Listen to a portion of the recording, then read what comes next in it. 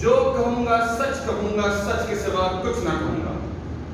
جناب صدر، ڈائریکٹر صاحب اور میرے محنت کش بحریہ کے مزدور، السلام علیکم۔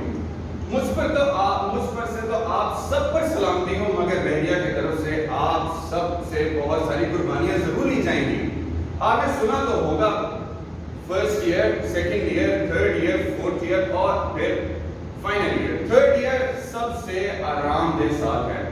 فرسٹ ایئر میں یہی سب بات دکھایا گیا، سیکنڈ ایئر میں بھی یہی سب بات دکھایا گیا، تھرڈ ایئر میں آگے کہا کہ آپ کو عادت ہو جاتی ہے۔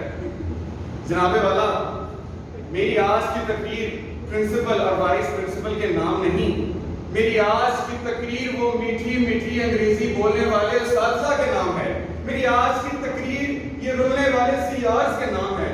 میری آج کی تقریر یہ چنیوٹی فرنیچر پر بیٹھے ہوئے ہمارے معصوم ڈی ایل سی کے صدر طیب وقاص کے نام ہے۔ میری آج کی تقریر یہ گول چشمہ پہنے ہمارے اردو ڈپارٹمنٹ کے ڈائریکٹر صاحب کے نام ہے۔ جناب والا، آج میں آپ کو اپنا دل کا حال سناؤں۔ صبح 8 سے شام 4 بجے تک یہ چنیوٹی فرنیچر پر بیٹھ کر ہمارے اساتذہ سلائیڈ پڑھ کر ہمیں سناتے ہیں اور ہم شدید لطف اندوز ہوتے ہیں۔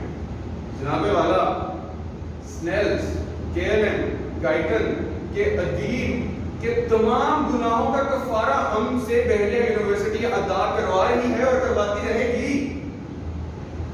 جب سے بحریہ نے مجھ کو مزدور بنا رکھا ہے، سنگ ہر استاد نے ہاتھوں میں اٹھا رکھا ہے۔ فورنزک والوں نے ایک فوٹو کاپیر مشین، تو ہسٹولوجی والوں نے ایک ناکام آرٹسٹ بنا رکھا ہے۔